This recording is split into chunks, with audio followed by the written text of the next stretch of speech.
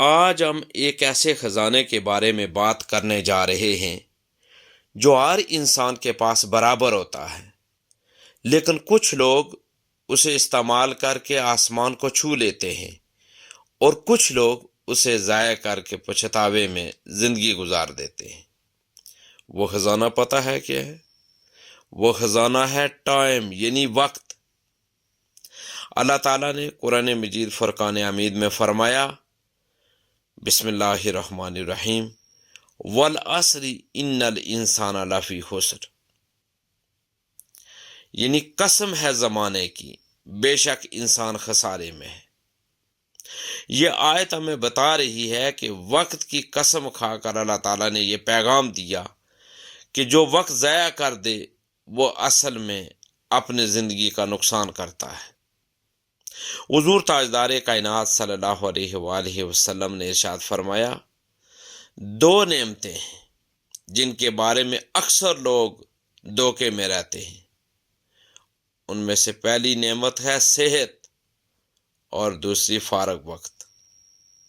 سوچو، آپ جوان ہو، صحت مند ہو، وقت ہے، جذبہ ہے، خواب ہیں، تو اس کے باوجود وقت ضائع کیا جا رہا ہے۔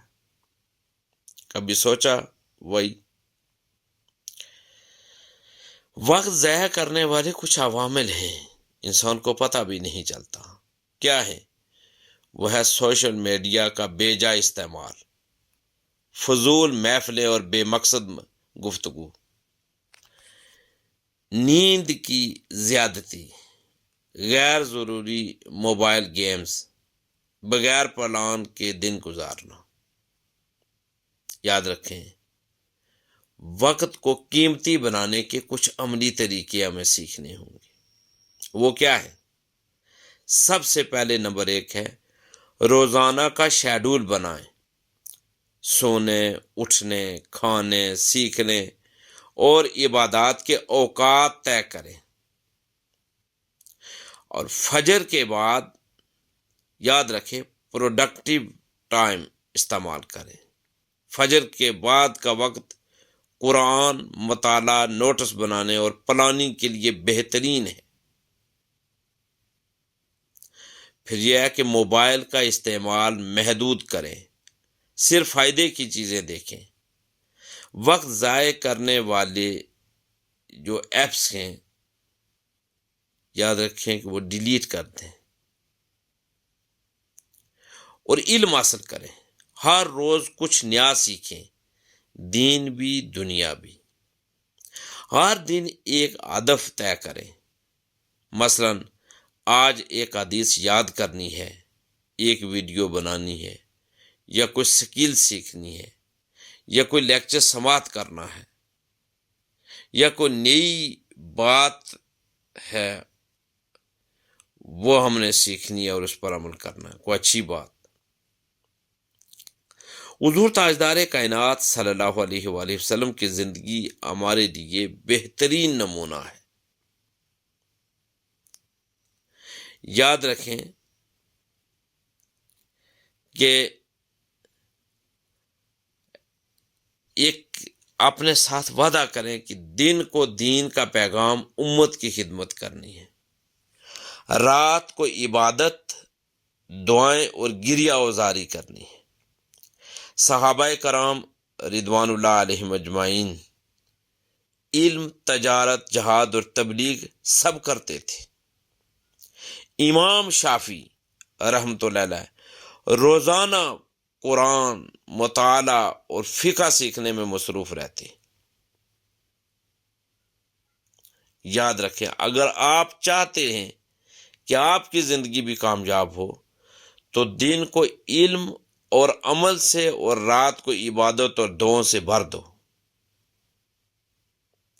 حضور تاجدار کائنات صلی اللہ علیہ وآلہ وسلم کا ارشاد گرامی ہے جو جامع ترمذی میں ہے۔ پیارے آقا صلی اللہ علیہ وآلہ وسلم نے ارشاد فرمایا، قیامت کے دن انسان سے 5 چیزوں کے بارے میں سوال کیا جائے گا۔ ان میں ایک سوال ہوگا، جوانی کہاں گزاری؟ یاد رکھیں، نوجوانی ضائع مت کریں، کیونکہ کل آپ سے پوچھا جائے گا کہ آپ نے جوانی کہاں گزاری۔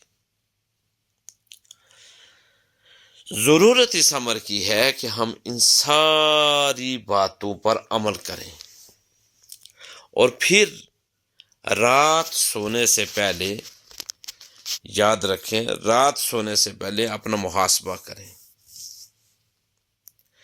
اور پورے دن کی ایکٹیویٹیز کو آپ جانچیں، ان کو پرکھیں کہ میں صبح میں جب بیدار ہوا تو صبح بیداری سے لے کر رات اس ٹائم تک یعنی سونے تک میرا پورا دن کون سے مشاغل میں گزرا، میں نے کیا کیا۔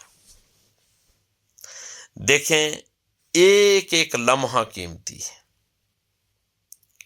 لوگ کہتے ہیں کہ جنت اور جہنم کا سفر مرنے کے بعد شروع ہوگا۔ نہیں، یاد رکھیں کہ جنت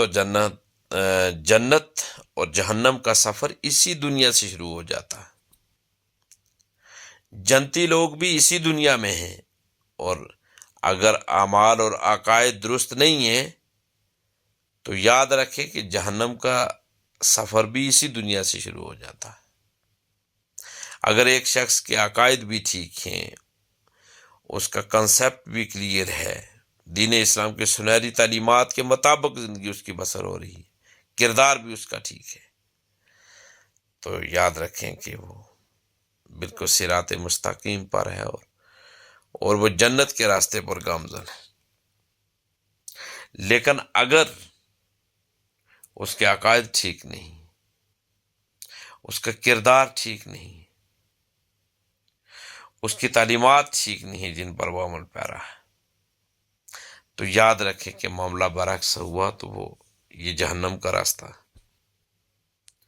اور اب رہا مسئلہ کہ ہم نے کیا کرنا ہے، کس طرح زندگی گزارنی ہے، تو اس کا جواب بہت آسان ہے، اور وہ یہ ہے کہ ہم نے اپنے پیارے آقا حضور تاجدار کائنات صلی اللہ علیہ وآلہ وسلم کو دیکھنا ہے۔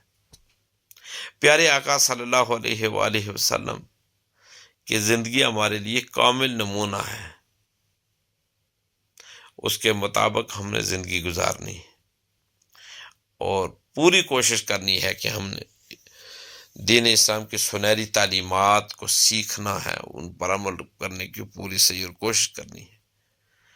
مجھے یقین ہے کہ اگر ایسی زندگی جو قرآن اور صاحب قرآن حضور تاجدار کائنات صلی اللہ علیہ وآلہ وسلم کی سیرت کے مطابق اور ان کی تعلیمات کے مطابق جو زندگی بسر ہوگی، وہ زندگی جنت والی زندگی ہوگی، وہ سفر وہ جنت والا سفر۔